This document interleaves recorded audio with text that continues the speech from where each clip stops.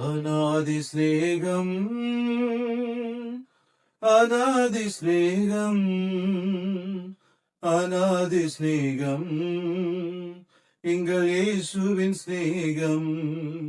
அநாதி ஸ்நேகம், அநாதி ஸ்நேகம், அநாதி ஸ்நேகம், எங்கள் இயேசுவின் ஸ்நேகம்.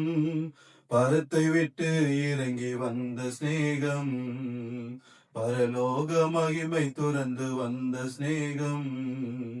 எல்லா ஸ்நேகத்திலும் மக மேலான ஸ்நேகம், எல்லா ஸ்நேகத்திலும் மக மேலான ஸ்நேகம். அநாதி ஸ்நேகம், அநாதி ஸ்நேகம், அநாதி ஸ்நேகம், எங்கள் இயேசுவின் ஸ்நேகம். அன்பானவர்களே, நாளில் இப்படி அவனுடைய வார்த்தை சொல்லுகிறது, உங்கள் சத்துருக்களை சிநேகியுங்கள், உங்களை பகைக்கிறவர்களுக்கு நன்மை செய்யுங்கள் என்று மத்தேயு 5ஆம் அதிகாரம் 44வது வசனத்தில் சொல்லப்பட்டிருக்கிறது. ஆண்டவர் என்ன சொல்லியிருக்கிறார்? உங்கள் சத்துருக்கள் என்று சொன்னால் உங்களுடைய பகைஞர்கள், உங்களுடைய பகையாளிகளை கூட, உங்களை எதிர்க்கிறவர்களை கூட நீங்க நேசிக்க வேண்டும் என்று ஆண்டவர் சொல்லுகிறார். ஆண்டவர் அன்பின் உருவமாக இந்த பூமிக்கு இறங்கி வந்தார். இந்த ஹோல் பைபிள் மொத்தமே என்ன போட்டிருக்கிறது? நீ உன்னிடத்தில் அன்பு கூறுவது போல பிறரிடத்திலும் அன்பு கூற வேண்டும் என்று இதான் பிரதான கட்டளையாக கொடுக்கப்பட்டிருக்கிறது. ஆகவே அதனால்தான் சொல்லுகிறார், நீ உன்னுடைய சத்துருக்களையும் நீ சிநேகிக்க வேண்டும். ஆகவே நம்மளை சிநேகிக்கிறவரை நாம சிநேகித்து அது என்ன பிரயோஜனம் என்று ஆண்டு கேட்டிருக்கிறார். அதனால நம்ம சத்துருக்கள், நம்முடைய பகைஞர்கள் கூட நம்ம என்ன பண்ண வேண்டும்? நன்மை செய்ய வேண்டும்.